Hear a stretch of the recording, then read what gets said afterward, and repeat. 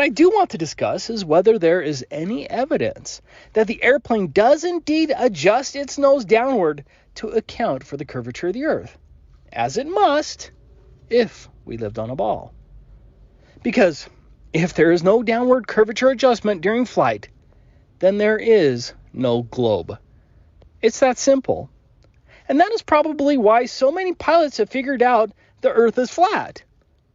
But there is another way to make this determination: the stars. We are going to analyze an amazing time-lapse filmed by a pilot on a flight from Munich, Germany to Sao Paulo, Brazil. You can find the unedited version on this website. Please note that this Beyond Clouds website has no association with the flat Earth, which means this evidence comes from an unbiased party.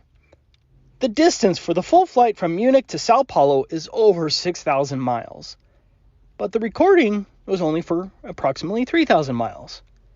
That begins before Palma, located on the island of Mallorca, Spain, and the video ends before the equator after the plane passes Dakar, Senegal, on the western coast of Africa. Of course, some movement of the stars is expected with any time lapse. Keep in mind that when you're in the north and facing southwest, like in this flight, the stars should rotate in a downward slant to the right and clockwise motion, somewhat like this. For this time lapse, we're going to track these two stars. The one on top seems to have a tail of stars that rise up and to the left. It's easy to spot. For brevity, I'm going to speed up the footage. The plane is going to adjust its heading left and right a few times, but try to keep an eye out for those two stars. There are the two stars again.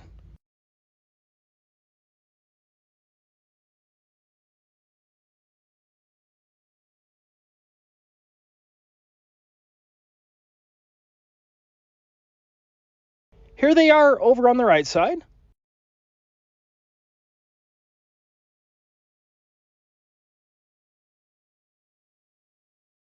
They have dropped a little, but here they are again. And that's the end of the time lapse. This is the beginning position of the stars. Approximately 3,000 miles later, here is the ending position. As expected, the star slightly rotated clockwise and dropped slightly.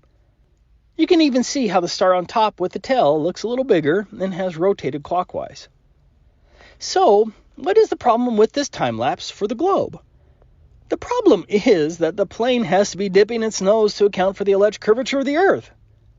For simple illustration, if I had a stunning view of the stars at the beginning of my flight, as time progresses and the nose of the plane drops to account for the curvature of the Earth, the stars should appear to rise up like this. In fact, the nose of the airplane is allegedly dropping while the stars, which are somewhat fixed and allegedly separate from the Earth, should appear to rise up if we lived on a ball. But you don't need to believe my illustrations. Fortunately, Google Earth allows us to model this same flight with the stars in the background and shows us exactly what would happen if we lived on a globe. For this Google Earth model, I used our distance of roughly 3,000 miles on the exact same flight route that I showed earlier. I set the altitude at 10,000 meters or 32,800 feet. Remember, this is how the globe should work. Now, watch the stars.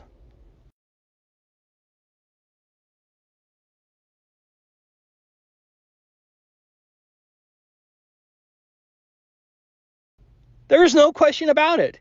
As the viewpoint continually dips, the stars rise up, exactly as we would logically expect if we lived on a ball. The stars are not just rising up a little bit, which would be open to debate. The upward movement is huge and unmistakable. But the real-life time-lapse did not show stars rising at all. Instead, the stars only rotated clockwise and moved downwards a little. The wrong direction for an airplane traveling 575 miles per hour and adjusting for the curvature of the Earth. There is no rising movement of the stars exhibiting any sign of the curvature adjustment required by the globe. The commercial jet is flying over a flat Earth. Here's another example that I found, filmed by a passenger from the side of the aircraft. But again, there is no movement of the stars, indicating a jet that is adjusting for the curvature of the Earth. Going back to the first flight, let's say I got the distance of 3,000 miles wrong.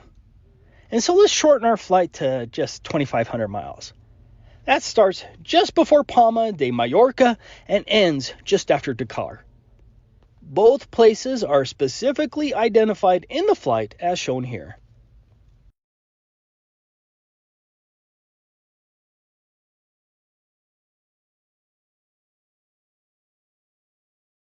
The globe still fails reality. Even at a shorter distance, under the globe simulation, the stars substantially rise as the viewpoint adjusts for the curvature of the Earth. If the Earth were a globe, then all aircraft maintaining level flight must adjust downward for the curvature of the Earth. The pilot's time lapse of the stars showed us that this downward curvature adjustment does not happen. Therefore, the Earth is not a globe. Thank you for watching.